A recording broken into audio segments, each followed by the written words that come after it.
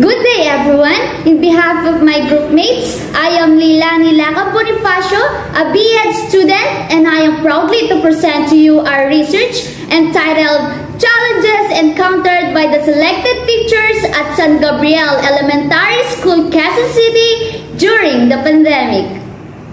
We are learning more about how COVID-19 affects people every day. This is a new virus and we need to learn more about how it affects students and teachers. Teachers are facing a lot of challenges, whether educating students in masked up, socially distant classrooms, or virtually from computer screens. We are especially reminded of the challenges that the COVID-19 pandemic has added to teachers and to their jobs, as well as of the need to consider teachers' expertise and judgment in the future of education.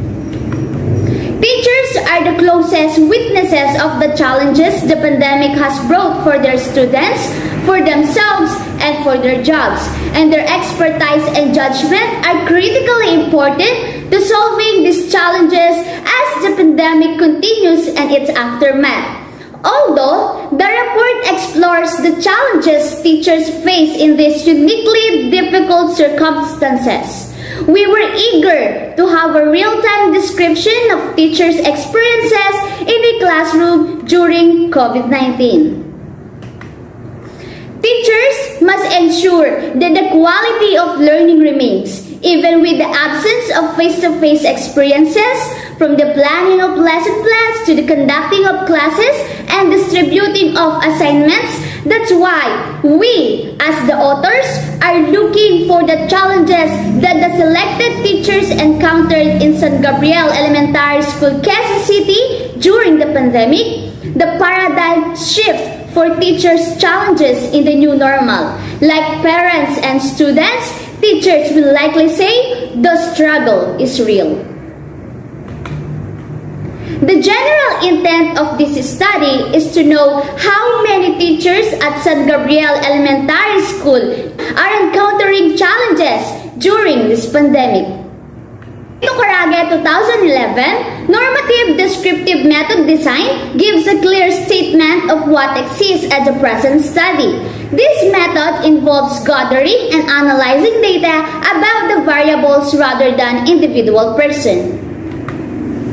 This study is intended to determine the different kind of challenges encountered by the selected teachers at San Gabriel Elementary School with 30 respondents. The researchers chose them as their respondents because they are the focus of the study in experiencing the challenges in teaching during pandemic. To get the needed data for the specific questions stated in the statement of the problem, the researchers used the purposive sampling of research. According to ARCON 2010, purposive sampling is defined as the process of selecting sample by taking subject that is not based on the level or area, but it is taken based on specific purpose. This study utilized the normative descriptive method designed for the investigation in collecting information about the challenges encountered by the selected teachers at San Gabriel Elementary School, Quezon City during the pandemic. To formulate the concept and frameworks of the study, researchers read and analyzed some literature and studies as additional information for the drafting of the researchers' own instruments. The researchers prepared the initial draft of questionnaires based on the challenges encountered of the respondents during pandemic. The researchers presented a draft of questionnaires to the thesis advisor. Any changes and inclusion to the draft was administered and guided also by the advisor. The researchers asked for the help and assistance of their advisor to check the appropriateness and coherence of the survey questionnaire checklist. The said questionnaire checklist was presented to the selected teachers at San Gabriel Elementary School using hard copy. The recommendation of the validators is considered in the final copy of the questionnaire. Based on the result of the survey, the challenges encountered by the selected teachers: first, online learning or virtual classes. Based on the result, teachers at San Gabriel Elementary School are mostly encountering an interruption of their classes with an average average weighted mean of 3.16. For the modular learning, the challenges that mostly encountered by the teachers is that parents, big brothers, and sisters are the one who answering the modules of their students. For the internet connection, based on the results, the overall weighted mean of the possible challenges that they encountered in terms of internet connection is that they had an unstable connection most of the time. For the instructional materials, it is specified that teachers are not having financial constraint with an average of 2.43 with a verbal interpretation of rarely. For the participation of the students, based on the result, students have difficulty with virtual collaboration, rarely the challenges encountered by the teachers with an average of 2.9. For the parent support, with an average of 3.83, it's revealed that parents are the one who answering most of the activities of the learners. For the technology used, mostly of the respondents answered that they are satisfied with the technology and software that they are using for the online teaching, with an average of 4.14 and with a verbal interpretation of very often. Challenges affect the academic performance of students.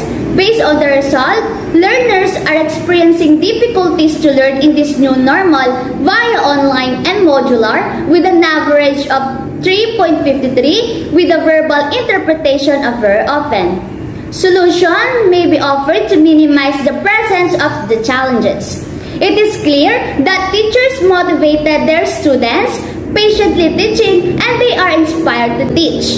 Respondents aged 41 to 45 years old had the greatest number of responses. Most of the respondents are female. About 70% of the respondents are bachelor's degree graduates, and mostly of them are teacher 1. Encountering interruption in classes, parents, big brothers, and sisters are the one who answered the modules of their learners. In terms of internet connection, teachers had an unstable connection most of the time, and they are experiencing lag during online classes. Inappropriate instructional materials, students have difficulty with virtual collaboration, and their module has an answer key at the back are the challenges that encountered by the selected teachers at San Gabriel Elementary School, Quezon City during the pandemic. These challenges affect the academic performance of the students by experiencing the difficulties to learn in this new normal via online and modular learning.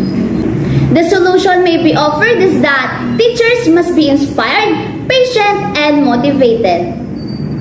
For the recommendations for students, students must answer their modules on their own. Learners must always participate in their class, either online or modular. They must avoid looking at the back of their modules to avoid cheating. Pupils must practice proper etiquette.